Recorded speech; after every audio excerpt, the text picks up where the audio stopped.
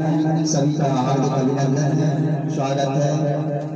और इसी स्वाधीनता का अमृत महोत्सव के पावन पर्व पर आज 25 दिसंबर को पंडित मदन मोहन जी मालवीय जी जयंती की आप सभी को हार्दिक शुभकामनाएं।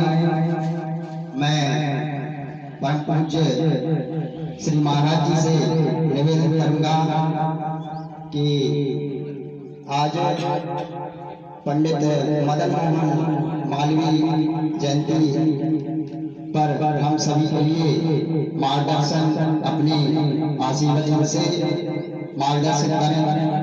धन्यवाद।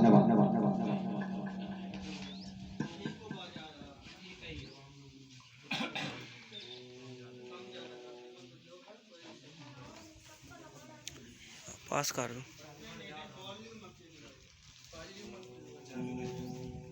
ऊंचू कर दो।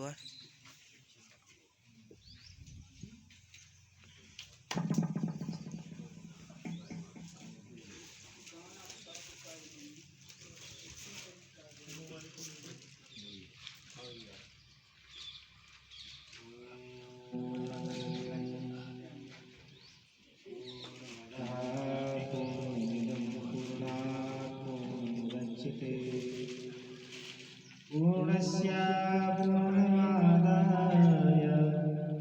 पूर्णमेवावशिष्यते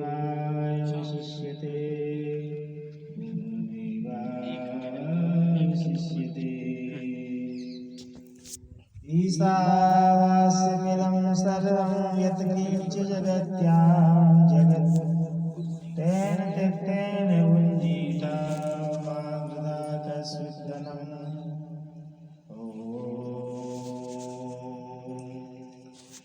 यस्यांके च विवाति भूधरसुता देवापगा मस्तके बाले बालविदुर्गले च कर्णं यस्योरसि व्यालराट् सोऽयं भूतिविभूषिणासुरवरा सर्वाधिपा सर्वदा सर्वा सर्वगता शिवा शशिनिभा श्रीशंकरा पातु माम्। आज हम सभी लोग सौभाग्यशाली हैं कि परम पूज्यनीय प्रातः स्मरणीय स्वयं धन्य काशी हिंदू विश्वविद्यालय के संस्थापक जिनके लिए श्री रविन्द्रनाथ टैगोर जी ने महामना की पदवी से विभूषित किया था, क्योंकि स्वयं श्री रविन्द्रनाथ टैगोर जी साधु वंश परंपरा से थे। 4 पीढ़ियां तपश्चर्या करते हुए उनकी व्यतीत हुई थी, चाहे वह देवेंद्रनाथ टैगोर हो, चाहे सत्येंद्रनाथ टैगोर हो, चाहे अवनींद्रनाथ टैगोर हो, चाहे रविन्द्रनाथ टैगोर हो। जैसे कि कहा जाता है कि ब्रह्म समाज की स्थापना राजा राम मोहन राय या श्री केशव चंद्र सेन जी ने की थी। महज 43 साल की उम्र में ही श्री केशव चंद्र सेन जी का देहांत हो गया था, और वही परंपरा श्री रविन्द्रनाथ टैगोर जी को प्राप्त हुई थी। चाहे महात्मा गांधी जी को महात्मा शब्द से किसी ने सर्वप्रथम पुकारा था तो रविन्द्रनाथ टैगोर ही थे, उसी प्रकार महामना पंडित मदन मोहन मालवीय जी को महामना से विभूषित करने वाले श्री रविन्द्रनाथ टैगोर ही थे। ऐसा क्या था, क्या शिक्षा थी, क्या संस्कार था, क्या शालीनता थी, क्या गौरव था, क्या गरिमा थी, वो उनके दिव्य चेहरे पर प्रकाशित होती थी, आवासित होती थी, उद्घाटित होती थी। वह थे श्री रविन्द्रनाथ टैगोर जी। इसलिए श्री महामना पंडित मदन मोहन मालवीय जी के संदर्भ में कहा गया, एक आनंद नारायण नाम के बहुत ही बड़े साहित्यकार हुए हैं, जो कि लखनऊ में 1967 में सांसद बने थे, उनका कहना था कि सर सैयद अहमद खान ने दाढ़ी रखी सनकीशी, मगर वो बात कहाँ पंडित मदन मोहन मालवीय की सी। अलीगढ़ विश्वविद्यालय की स्थापना काशी हिंदू विश्वविद्यालय के पूर्व में हो चुकी थी, लेकिन क्या कारण था कि सर सैयद अहमद खान के लिए वह नाम नहीं मिल पाया, वह कीर्ति नहीं मिल पाई। सामाजिक समरसता के तौर पर उनके लिए नहीं देखा गया, उनके लिए सामाजिक न्याय का अगुवा के तौर पर नहीं देखा गया। ऐसा नहीं था कि उनका समुदाय नहीं था, उनकी जाति नहीं थी, उनके मजहब को मानने वाले लोग नहीं थे। उस समय तो पाकिस्तान का, बांग्लादेश का विभाजन भी नहीं हुआ था, उनका साम्राज्य था। दिल्ली में भी उनकी सल्तनत थी, बहादुर शाह जफर की सरकार थी, स्वतंत्र भारत के वो राजा थे, उस समय गुलाम भारत के वो राजा थे। लेकिन ऐसा क्या था कि महामना पंडित मदन मोहन मालवीय जी के लिए वह नाम मिला, वह कीर्ति मिली, वह यश मिला। श्री महात्मा गांधी जी ने अपनी आत्मकथा में लिखा है, सत्य के प्रयोग में, कि महामना को मैंने कैसे पाया। मैंने जब उनको प्रथम बार देखा तो मुझे लगा कि साक्षात मेरे लिए मेरे बड़े भ्राता के तौर पर उनका हृदय कितना उदार है। और सर्वप्रथम भेंट गांधी जी की हुई थी पंजाब में। उन्होंने देखा कि उन्होंने अपनी ममता से, करुणा से उनके लिए अपनी छत्र छाया में रखा, और मुझे छोटे भाई के तौर पर वो देखते थे। महात्मा गांधी ने अपनी आत्मकथा में स्पष्ट लिखा हुआ। तो क्या कारण थे कि महामना पंडित मदन मोहन मालवीय जी महामना हो गए? कौन सी गुणवत्ता थी, कौन सी क्वालिटी थी, कौन से कारण थे, क्या विलक्षणता थी, क्या प्रतिभा थी, क्या सदाशयता थी उनके अंदर में? उनके अंदर में यह था कि हमारे भारत देश में विश्वविद्यालयों का सर्वथा अभाव है। केवल उस जमाने में कलकत्ता विश्वविद्यालय हुआ करता था, कलकत्ता में, जिसमें स्वयं महामना पंडित मदन मोहन मालवीय की दीक्षा, शिक्षा, संस्कार वहीं से प्राप्त हुए थे। वहीं से उन्हें अल्मा मैटर जिसको कहा जाता है, वहीं से प्राप्त हुआ था। 25 दिसंबर 1861 में महामना पंडित मदन मोहन मालवीय का जन्म प्रयागराज में होता है। लेकिन जैसे हमारे अंदर में जो जातीयता की भावना पाई जाती है और हमारे अंदर में जो विद्वेष की भावना पाई जाती है, उस जमाने में भी महामना पंडित मदन मोहन मालवीय के अंदर में नहीं थी। बचपना से उनके मन में छुआछूत के खिलाफ में विद्रोह की भावना थी। व्यक्ति पूजा के नाम पर उनके मन में एक भावना थी कि व्यक्ति पूजा नहीं, समष्टि की पूजा होना चाहिए। हम एक व्यक्ति का समादर कर सकते हैं, हम एक व्यक्ति का आदर कर सकते हैं, लेकिन एक व्यक्ति के लिए हम भगवान नहीं बना सकते। उससे हमारे समष्टि का भला होने वाला नहीं है, भारतीयता का भला होने वाला नहीं है, राष्ट्रीयता का भला होने वाला नहीं है। श्री महामना पंडित मदन मोहन मालवीय के अंदर में प्रारंभिक जीवन के दौर से ही प्रारंभ हो गया। उस समय में उनके मन में जो भाव था कि हमारी हिंदू संस्कृति कमजोर क्यों हो रही है, हिंदू धर्म कमजोर क्यों हो रहा है, जाति जाति में क्यों बटा हुआ है। युवा होने के साथ साथ में उन्होंने होश संभाला तो उनके मन में एक ही पंक्ति गूंजी, सबसे प्रथम कर्तव्य है शिक्षा बढ़ाना देश में। शिक्षा बिना हम पढ़ रहे हैं बार बार कलेश में। इस देश में शिक्षा का बढ़ाना सर्वोत्तम कार्य होगा, उच्चतम कार्य होगा। और उन्होंने अपने मन में संकल्प लिया। वकालत करने वाले थे श्री महामना पंडित मदन मोहन मालवीय जी। उन्होंने वकालत का परित्याग कर दिया। उस समय धीरे धीरे शिक्षा का केंद्र प्रयाग बन रहा था।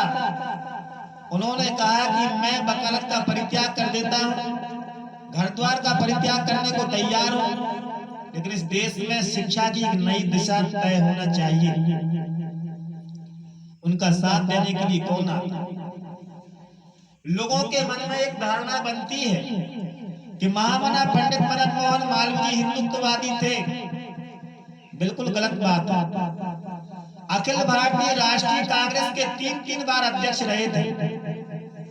ये जानने जैसी बात है कि वह हिंदू महासभा की भी स्थापना महामना ने ही की थी, पंडित मदन मोहन मालवीय ने की थी, और कांग्रेस के भी 3 बार वो अध्यक्ष रहे थे। तो कोई सांप्रदायिक होने का उन पर आरोप कैसे बढ़ सकता है? जो व्यक्ति वह हिंदुत्व उनके मन में था, प्राणों में था, वह हिंदुत्व किस रूप में था, किस भावना के तौर पर था? उनका कहना था कि ग्रामे ग्रामे कथाकारिया, ग्रामे ग्रामे कथा सुभा, पाठशाला मल्लशाला प्रति पर्व महोत्सव। ग्राम ग्राम में निस्वार्थ भाव से कथा करना चाहिए। गांव गांव में राष्ट्रवाद वंदे मातरम का उद्घोष होना चाहिए। ग्राम ग्राम में पाठशाला होना चाहिए, संस्कार से संस्कारित गांव होना चाहिए। ग्रामे ग्रामे कथाकारिया, पाठशाला मल्लशाला प्रति पर्व महोत्सव। रामनवमी, श्री कृष्ण जन्माष्टमी, महापुरुषों का जन्मोत्सव, होली महोत्सव, दीप महोत्सव हमारी संस्कृति, हमारी राष्ट्रीय अस्मिता के धरोहर हैं, थाती हैं। इनके लिए संरक्षित सुरक्षित किया जाना चाहिए। कहने का तात्पर्य उनके जीवन का विशुद्ध भाव यह था कि जब तक हम संस्कार से संस्कारित नहीं होंगे, संस्कारवान नहीं होंगे, तब तक हम अपने राष्ट्र के लिए दृढ़ निष्ठा के साथ में हम खड़ा नहीं कर सकते। सर्वप्रथम उनके मन में भावना का उद्भव हुआ कि हम अपने लिए नहीं, इदम न मम इदम राष्ट्राय, मैं अपने लिए नहीं जीऊंगा, जब तक जीऊंगा तब तक राष्ट्र के लिए जीऊंगा। जैसे आमतौर पर देखा सुना जाता है हमारे आपके सबके जीवन में कि हम अपने क्षुद्र आशय के लिए, क्षुद्र मन के कारण से, क्षुद्र स्वार्थों के कारण से हम कुछ भी करने को तैयार हो जाते हैं। चाहे राष्ट्र जाए भाड़ में, चाहे देश जाए भाड़ में, चाहे समाज जाए भाड़ में, हमारा स्वयं का कल्याण होना चाहिए, स्वयं का क्षुद्र कल्याण होना चाहिए। क्षुद्र की भावनाएं हमारे अंदर में निहित रहती है। लेकिन महामना इसलिए उनको कहा गया कि उन्होंने अपनी जीविका का परित्याग कर दिया। अपने पुत्रों से कहा कि आप अपनी जीविका स्वयं तय कर लें और मेरा काम क्या है, काशी में मैं काशी हिंदू विश्वविद्यालय में की स्थापना करूंगा।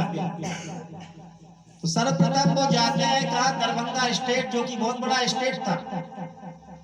रक्षाबंधन का समय था और वो प्रतिष्ठित हो चुके थे। हम और आप अपनी प्रतिष्ठा का परित्याग करने में कितना संकोच करते हैं। यदि कोई व्यक्ति हमसे कह दे कि आप नीचे बैठ जाइए, आप एक कार्य कर लीजिए, मेरी थाली उठा दीजिए, तो हम कहते हैं कि मैं कोई छोटा व्यक्ति हूँ, मैं मुझसे झाड़ू लगाने के लिए कह रहा हूँ। इतनी हमारे अंदर में अकड़ रहती है। लेकिन महामना पंडित मदन मोहन मालवीय के लिए श्रीमती एनी बेसेंट, जो कि आयरिश महिला थी, जो थियोसॉफिकल सोसाइटी की संस्थापिका थी, मैडम मिलावटस की उनकी शिष्या थी, उन्होंने कहा कि हम और आप मिलकर के हिंदुत्व के उत्थान के लिए कार्य करें, राष्ट्र के उत्थान के लिए कार्य करें। श्री डॉक्टर राधा कृष्णन जी के बाद में किसी के लिए यदि भारत रत्न मिला था तो डॉक्टर भगवान दास थे। भारत रत्न डॉक्टर भगवान दास, वो काशी हिंदू विश्वविद्यालय के सह संस्थापक की भूमिका में थे। श्रीमती एनी बेसेंट ने उनसे निवेदन किया कि इसके लिए उपयुक्त पात्र कौन होगा। डॉक्टर श्री भगवान दास जी ने कहा कि सबसे प्रथम सतपात्र तो यदि कोई है तो वह महामना पंडित मदन मोहन मालवीय जी हैं। यदि काशी में काशी हिंदू विश्वविद्यालय की स्थापना का वो संकल्प कर लेंगे तो उनका संकल्प वह असफल नहीं हो सकता है, वो सत्य संकल्प के रूप में साकार हो उठेगा। तो यह निवेदन किया श्रीमती एनी बेसेंट ने श्री महामना पंडित मदन मोहन मालवीय जी से। और महामना जी सर्वप्रथम दरभंगा नरेश के पास में जाते हैं। रक्षाबंधन का दिन था।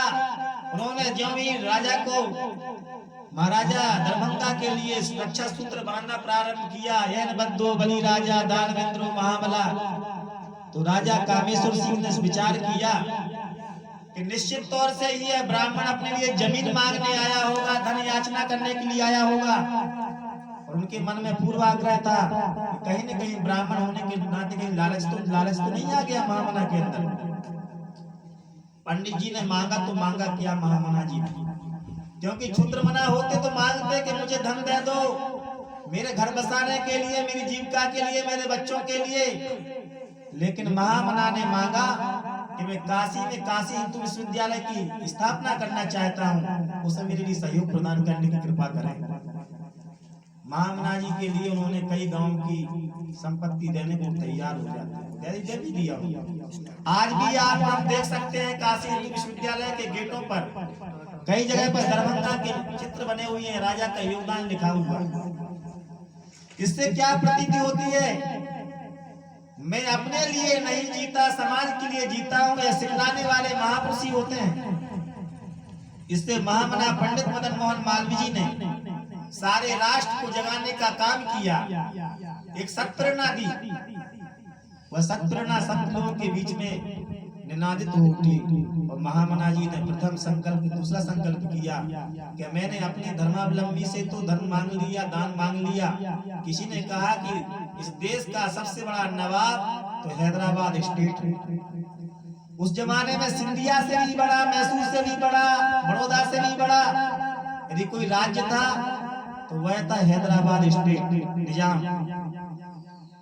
उनसे कहा गया कि उनसे मांग करके देखो तब मजा आएगा आपके लिए, क्योंकि बहुत कट्टरपंथी विचारधारा से प्रभावित था हैदराबाद का निजाम।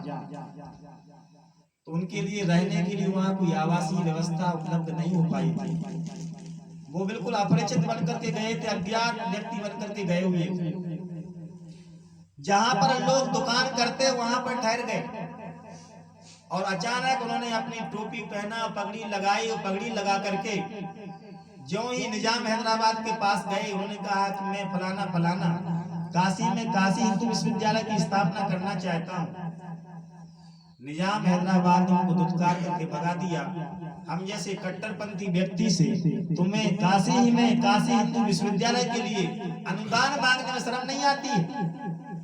और भगा देते हैं, दुत्कार करके भगा देते हैं, भर्त्सना करते हैं और उनको हे दृष्टि से उनको बाहर जाना पड़ता है।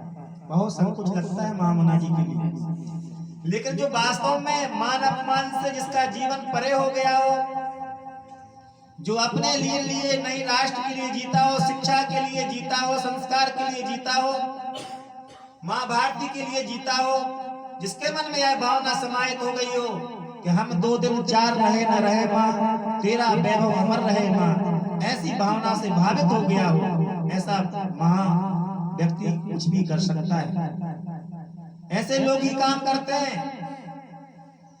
वो नीचे रहने के लिए एक ठेले के नीचे रहने को तैयार हो जाते हैं। तब तक एक घटना घटित होती है। कहानी है कि निजाम हैदराबाद में कोई भी प्रतिष्ठित मुस्लिम खत्म हो गया था, समाप्त हो गया, उसका वफात हो गया था, इंतकाल हो गया था। उसके वहां की प्रथा के अनुरूप, वहां की परंपरा परिपाटी के अनुरूप वहां सिक्के बरसाए जा रहे थे, चांदी के सिक्के।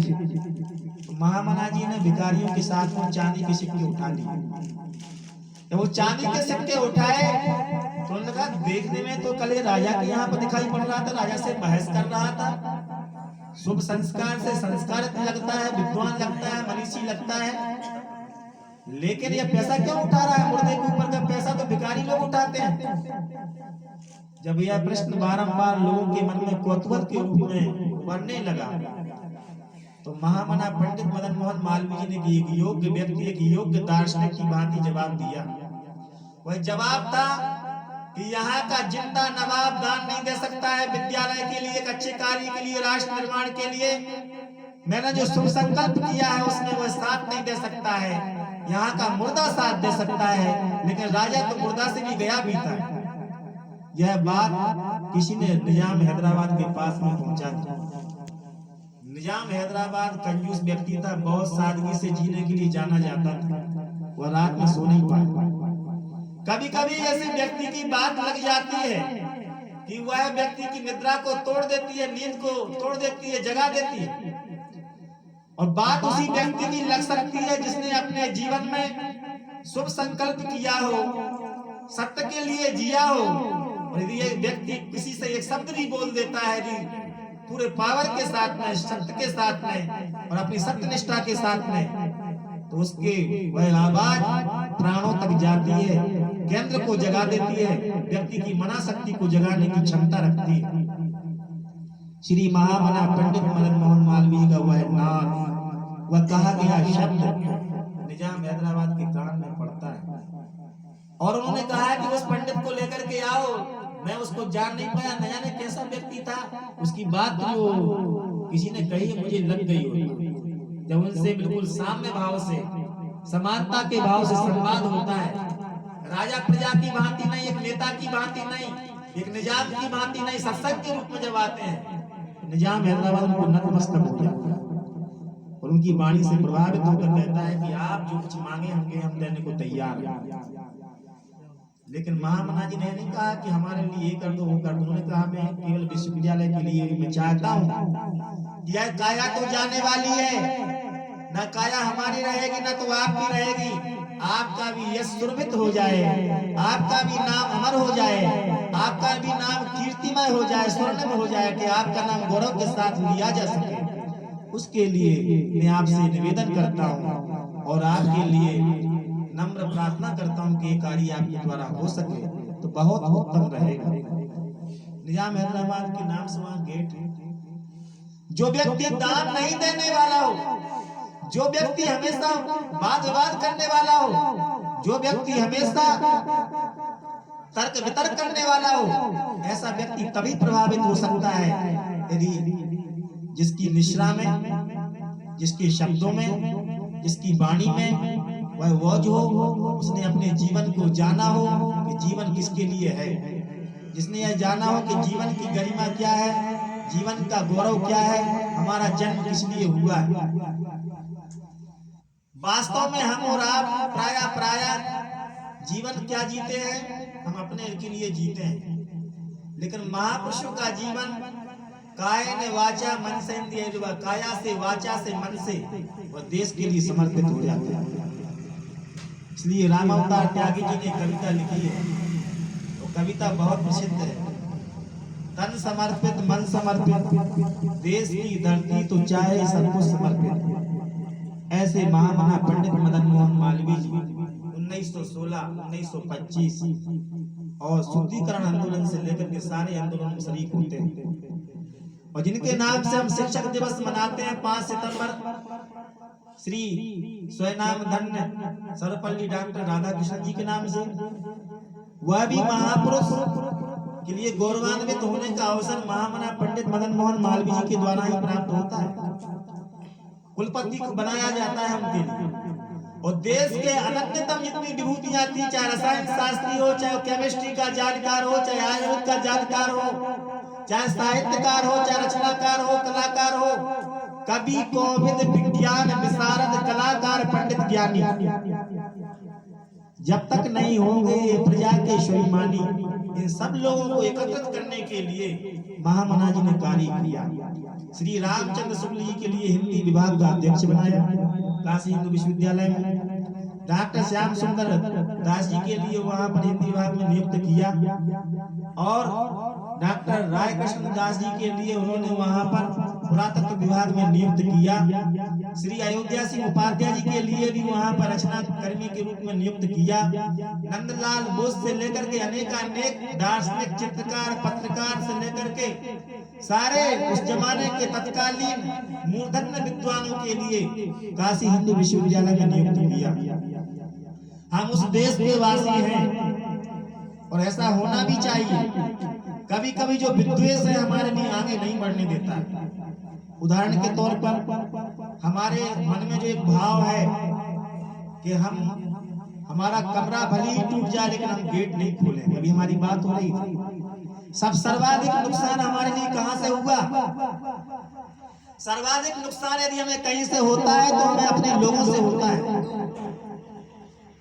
आज ऐसे महापुरुष की भी जन्म जयंती है कि जिन्होंने, जितने हमारे देश में सरस्वती शिशु मंदिर दिखाई पड़ते हैं जो कि संस्कार की धरोहर है, यदि हमारे जीवन से, हमारे समाज से हट जाए तो हमारे लिए क्या मिलेगा?